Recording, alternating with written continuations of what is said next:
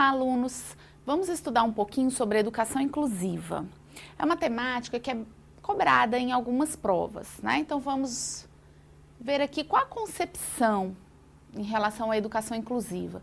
Nós vamos ver que o termo inclusão, ele é diferente de integração, né? Então o que nós tivemos aí a partir, né, a primeira metade do século XX, foi um conceito de deficiência atribuído a fatores genéticos, a questões orgânicas. Então foi uma concepção fundamentalmente orgânica, como nós vamos observar, né? Então esse conceito vem aqui da primeira metade do século XX e era atribuído a questões orgânicas, genéticas. Essa é uma concepção determinista do desenvolvimento. Significa que se o sujeito nascer com uma carga genética, né, comprometida, ele vai então ter o seu desenvolvimento comprometido em função da deficiência. Então, esses transtornos, né, o transtorno ou a própria deficiência, era um problema inerente à criança e com poucas possibilidades de intervenção. Então, quando a criança já tinha essa determinação, né, genética, e aí era atribuída a ela pouca mudança, poucas situações em que ela pudesse se desenvolver. Então, era essa concepção determinista. E ela tinha, então, algumas consequências, né? Vamos ver quais são as consequências. A necessidade de um diagnóstico, porque essas crianças que tinham alguma deficiência, algum transtorno, elas precisavam ser, então, diagnosticadas.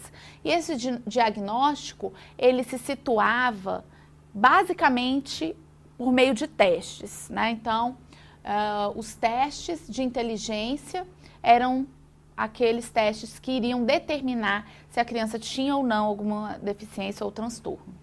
O principal objetivo, então, era situar essa pessoa num determinado nível, então comparando-as com o restante da população. Então nós vamos observar que principalmente o teste de QI, né, que foi encomendado pelo ministro Binet, Alfred Binet, em 1904, foi o teste mais conhecido na época, né? A psicometria utilizava-se muito desse teste, o teste de QI, que ficou muito conhecido. Tinha a finalidade, então, de separar as crianças, aquelas que tinham QI alto das que tinham QI baixo. E as crianças, então, elas deviam ser educadas, algumas em escolas regulares, e as outras que tinham QI baixo, né, que tinham então alguma deficiência, elas não podiam frequentar essas escolas. Então o que acontecia com elas? Elas eram segregadas dessa escola regular, elas não poderiam frequentar. Outra consequência, né, é em relação também aqui, olha, ao diagnóstico, os testes, né, que era uma comparação. Então essa concepção determinista, ela era muito negativa, né, para a escola na época, porque as crianças ficavam mesmo segregadas em escolas regulares e as outras não poderiam frequentar. E aí, em 1940 e 1950, já surge uma nova concepção, uma concepção que é motivada, né, atribui-se à deficiência a motivação do ambiente, a falta de estímulos adequadas. Então, essa criança que tinha alguma deficiência, ela provavelmente, dentro dessa concepção, não tivesse tido os estímulos necessários para a aprendizagem dela. Então, era atribuído ao fator do ambiente. E aí, os processos, né, inclui-se o conceito de adaptação social. Essa criança, ela também tinha uma dificuldade de se adaptar socialmente e de aprendizagem também. As definições sobre o atraso intelectual vinham reforçando essa possibilidade de intervenção. Então, a criança, ela, por conta dos estímulos, ela poderia ter uma deficiência, né, pela falta desses estímulos. Então, era atribuído ao fator do ambiente, aos estímulos de aprendizagem. E aí, nos países mais desenvolvidos, né, os países desenvolvidos, nós vamos observar que surgem as escolas especializadas, né? Então, aqui as primeiras classes específicas para os alunos com deficiência. Era um determinado número de alunos por turma, em prédios separados, né, em prédios específicos, adaptados a esses alunos. É o que nós conhecemos como centros, né? Então, nessa época, principalmente nos países desenvolvidos, tinha essa preocupação em criar centros, escolas especializadas para que essas crianças tivessem um atendimento especializado. Essa era a ideia na época. Aí, já em 1960, já surge um movimento, né? Um movimento bastante forte aqui, ó, a partir de 1960, que impulsionava, então, todos os âmbitos sociais a questionarem o movimento baseado nos direitos humanos. Por que essas crianças tinham que ficar segregadas, né, em algum outro estabelecimento? Por que elas não poderiam estar junto, né, estar incluídas, então, nessas escolas? E aí vai provocar algumas transformações, né, profundas no campo da educação especial. Os principais fatores, né, que favorecem essa mudança é o fato de que surge uma nova concepção em relação a transtorno e deficiência.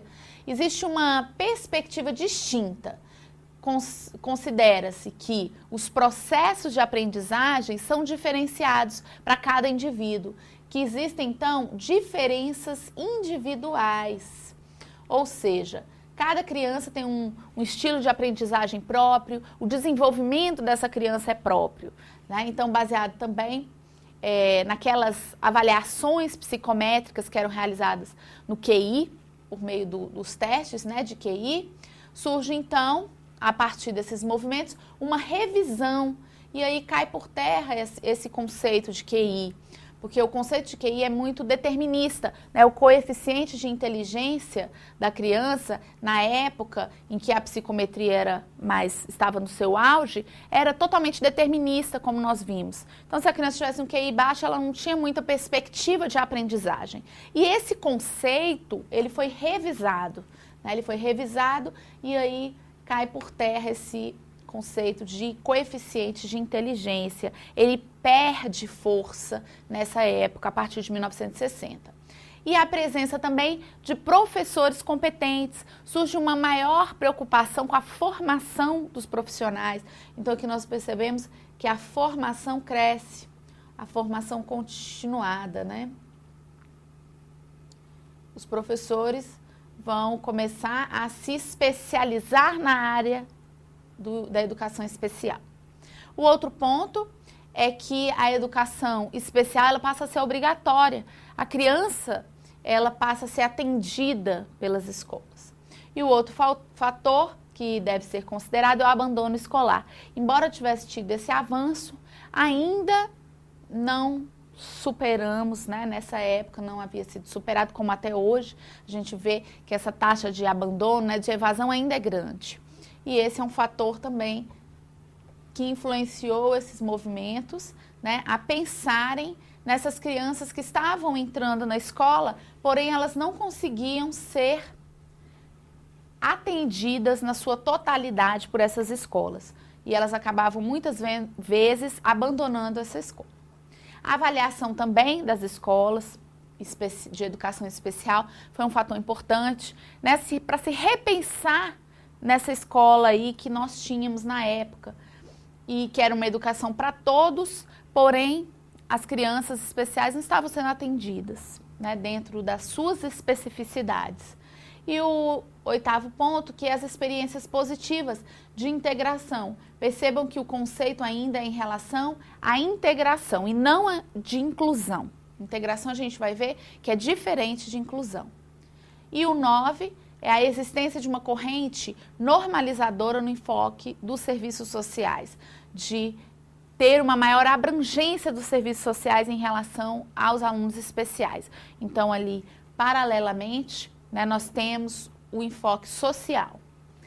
O 10º ponto é que os movimentos sociais sobre direitos humanos buscavam, né, lutavam em favor da igualdade, a igualdade social. Muito bem. E aí, nós vemos também um fenômeno relevante de aproximação. No plano conceitual, né, a gente vê o crescente estudo sobre a educação especial. Então, o conceito de educação especial, ele cresce nesse momento.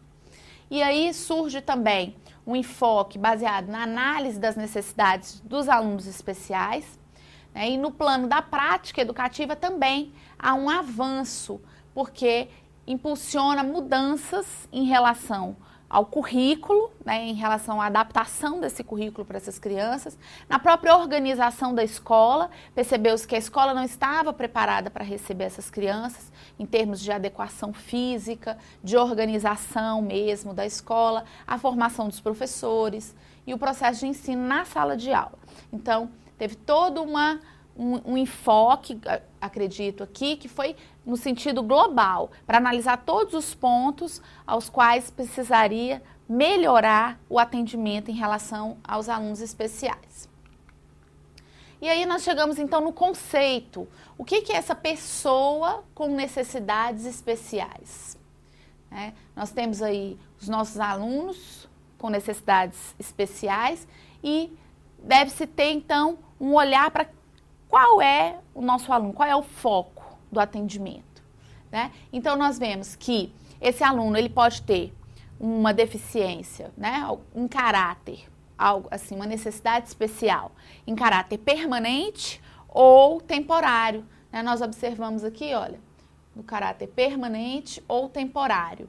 Em relação à deficiência física, sensorial, cognitiva, múltiplas condutas, né, condutas típicas e altas habilidades. Então aqui, ó, em relação ao físico, né, nós sabemos, em relação ao sensorial, em relação à deficiência auditiva, visual, né, o cognitivo, que são as deficiências intelectuais, as condutas típicas são as síndromes, né, e em relação às altas habilidades, os alunos que têm uma alta habilidade em uma área específica ou em várias áreas.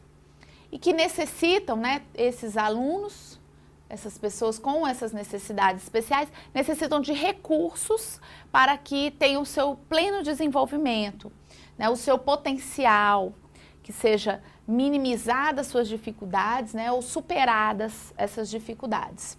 Então, nós percebemos aqui que é necessário, então, recursos especializados para que essa criança se desenvolva e supere ou então minimize as suas dificuldades.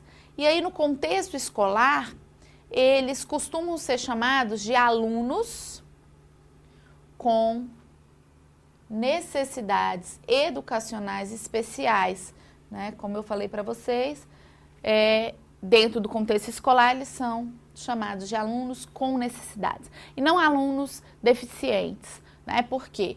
Porque é um conceito de que ele tenha uma determinada necessidade, mas que com os recursos especializados ele pode superar, né, essa deficiência ou essa necessidade especial. E aí, quem são os alunos? Nós vamos categorizar em 3 blocos os alunos especiais.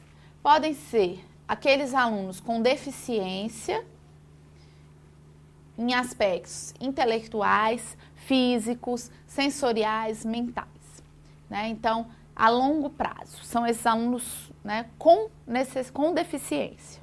O segundo são os alunos com transtornos, que nós chamamos aqui, olha, de TGD, os alunos com transtornos globais do desenvolvimento. São aqueles, né, que apresentam quadros de alterações no desenvolvimento. São alterações, né, transtornos na questão neuropsicomotora ou comprometimento nas relações sociais, né, de adaptação e comprometimentos também na comunicação, né, ou estereotipias motoras. Então, alguns transtornos neuropsicomotores, comprometimento no aspecto das relações sociais, como nós temos, para exemplificar, o TOD, o transtorno opositor desafiante, né, que são aqueles que desafiam a todo momento, então tem uma dificuldade na relação social. Nós também temos, como exemplo, o autismo, que também tem dificuldades em interação, em comunicação. A síndrome de Asperger, né? a síndrome de Rett, alguns transtornos desintegrativos da infância, são chamados de psicose, ou alguns outros transtornos sem especificação, né? Então, para exemplificar, nós temos aqui algumas síndromes, alguns transtornos. Tá? Então, esse é o segundo bloco de alunos considerados com necessidades educacionais especiais que são atendidos nas escolas. E aí, o terceiro são os alunos com altas habilidades. Alunos, né, chamados superdotados ou altas habilidades, superdotação, que são aqueles que apresentam um potencial elevado, né, com grande envolvimento com as áreas do conhecimento humano. Pode ter alguma área específica, isolada, ou pode ser integrado, pode ser combinado várias áreas, né, e que elas têm um grande desenvolvimento aqui intelectual, de liderança, psicomotora, nas artes e na criatividade, tá ok? Muito bem, então vamos ver agora a organização da escola. Como é que a escola tem que estar organizada para receber então esses alunos dentro da perspectiva e da integração, da inclusão, né, na verdade, dentro da educação especial. O que a escola deve fazer, né? Primeiramente, pensar na transversalidade. Essa criança com necessidade educacional especial, ela tem que começar a estudar lá da educação infantil. Então, tem que ser transversal, né? Ou seja, o atendimento tem que começar na educação infantil, né? Então, vai da educação infantil até o ensino superior. Essa criança tem que ser atendida, né? A criança, jovem, aí atendida dentro da educação infantil até o ensino superior. O segundo ponto é o atendimento especializado, né? O atendimento especializado com professor especializado em cada área, seja na área de Libras, na área de Soroban, matemática, né? Como a gente pode observar, a questão do Braille, né? Para os deficientes visuais. E aí, todo esse atendimento da escola tem que estar adequado à necessidade dele. Então, se ele tem uma necessidade motora, também, né, ter o professor especializado, se ele tem algum determinado transtorno, um autismo, o professor, né, que vai atender ele na sala de aula tem que estar preparado. O suporte também de apoio na escola tem que estar preparado para receber esse aluno. Então, é muito importante, né, isso aqui está previsto também na LDB, que nós vamos estudar, né, que o atendimento tem que ser especializado para essa criança.